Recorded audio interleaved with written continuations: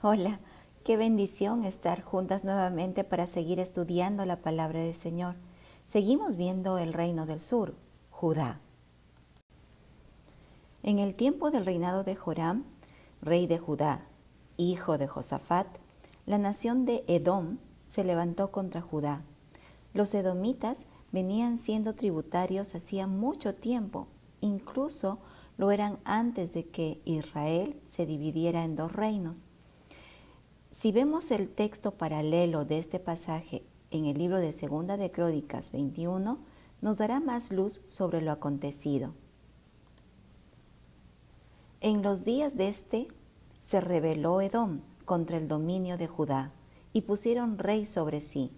Entonces pasó Joram con sus príncipes y todos sus carros y se levantó de noche y derrotó a los edomitas que le habían sitiado y a todos los comandantes de sus carros. No obstante, Edom se libertó del dominio de Judá hasta hoy. Al principio de esta rebelión de Edom contra Judá, Joram, el rey de Judá, había derrotado a Edom. Pero luego fue Edom quien se liberó de Judá y encima tomó para su reino ciertos territorios limítrofes que le pertenecían a Judá. ¿Qué pasó al mismo tiempo?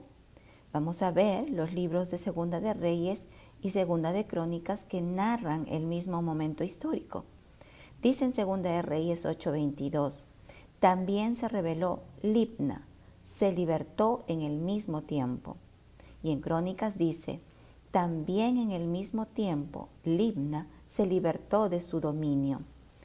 Vemos que también se rebeló el pueblo de Libna. Al parecer, era una coalición de filisteos, árabes y etíopes que invadieron la tierra de Judá y saquearon la casa del rey Joram. Se le llevaron a sus hijos con sus mujeres, excepto al hijo menor, Joacás. ¿Por qué el Señor permitiría que estos pueblos paganos entraran al territorio prometido a Israel y en este caso a Judá? Bueno, la palabra misma nos dice el porqué, nos da la razón. También en el mismo tiempo Libna se libertó de su dominio, por cuanto él, es decir, Joram, el rey de Judá, hijo de Josafat, había dejado a Jehová, el Dios de sus padres.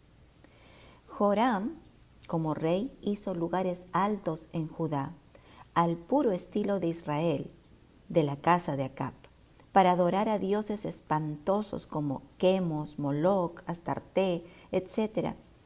Y dice Dios que Joram, hijo de Josafat, hizo que los moradores de Jerusalén fornicasen con esos ídolos. Los impelió, es decir, los impulsó a que toda la nación de Judá fuese hacia la idolatría. Así había dejado al único Dios verdadero. Entonces el Señor abandonó al rey y a su pueblo, que aceptó su incitación al mal, y por ello los enemigos los vencieron. Todos aquellos que se levantaran en contra de Judá los iban a vencer, porque el Señor los había entregado a su propio pecado. Es más, dice la palabra de Dios que fue el Señor quien despertó a sus enemigos contra Joram. Veamos segunda de Crónicas 21:16. Entonces Jehová despertó contra Joram la ira de los filisteos y de los árabes que estaban junto a los etíopes. El corazón humano es realmente necio. Si habiendo conocido el testimonio de un Dios verdadero y que es bueno, poderoso, santo y guardador de los que le temen, además de castigador de los que le desobedecen, abandonarlo por dioses falsos es una completa necedad.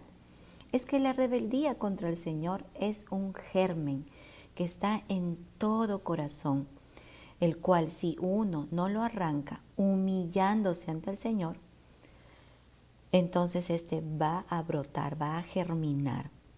Si no hacemos morir este mal de la mente y el corazón, traerá a nuestras vidas muchas tristezas. Y si alguien no es creyente aún, pero se da cuenta que está yendo en el lado opuesto de los principios de Dios, es mejor que se arrepienta de sus pecados y pida al Señor salvación. Ahora, Joram, hijo de Josafat, impelió a todo el pueblo a pecar contra Dios. Los impulsó a ser infieles al Señor, lo cual es una acción que se repite con cada hombre o ser humano rebelde contra Dios. Es decir, busca a otros para que adopten su conducta rebelde, justificándola con un bien formulado malabar mental. Y así legitiman su obrar porque no son los únicos que lo hacen. Y no falta líder religioso que se una al grupo para calmar conciencias de los rebeldes. Este es uno de los pecados más escandalosos que existen. El propio Señor Jesucristo dice: cualquiera que haga tropezar a uno de estos pequeñitos que creen en mí, mejor le fuera si se le atase una piedra de molino al cuello y se le arrojase en el mar. Al ver el actuar de Joram en contra del Señor y en contra del pueblo de Judá, Elías le escribió una carta y se la hizo llegar. Dice en Segunda de Crónicas, capítulo 21, verso del 12 al 15. Y le llegó una carta del profeta Elías que decía: Jehová, el Dios de David, su padre, ha dicho así: por cuanto no has andado en los caminos de Josafat, tu padre, ni en los caminos de Asa, rey de Judá, sino que has andado en el camino de los reyes de Israel y has hecho que fornicase Judá y los moradores de Jerusalén, como fornicó la casa de Acab, y además has dado muerte a tus hermanos, a la familia de tu padre, los cuales eran mejores que tú. He aquí Jehová herirá a tu pueblo de gran plaga, y a tus hijos, y a tus mujeres, y a todo cuanto tienes. Y a ti con muchas enfermedades, con enfermedad de tus intestinos, hasta que se te salgan a causa de tu persistente enfermedad. Se calcula que esta carta fue escrita y enviada poco tiempo antes de que el profeta Elías fuese llevado por el Señor.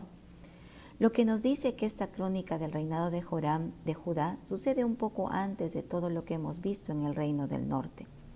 Para ubicarnos un poquito más en el tiempo, vamos a ver qué años fueron los que gobernaron en paralelo estos últimos reyes que hemos estado estudiando.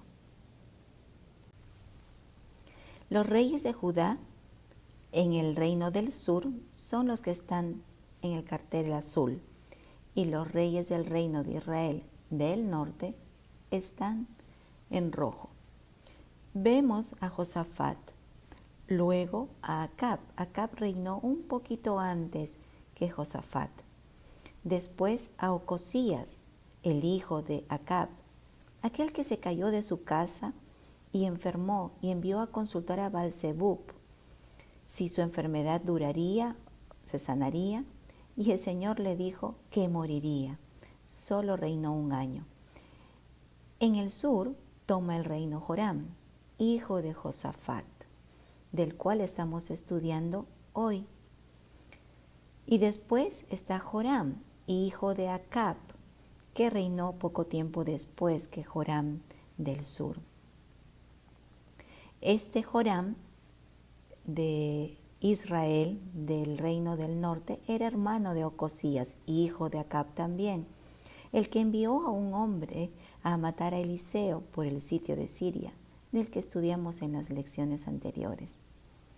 Ahora, un poco más ubicadas en el tiempo, podemos ver que el juicio dicho por Elías en carta sucedió porque era juicio de Dios, no era juicio del profeta. Miren lo que dice la palabra del Señor.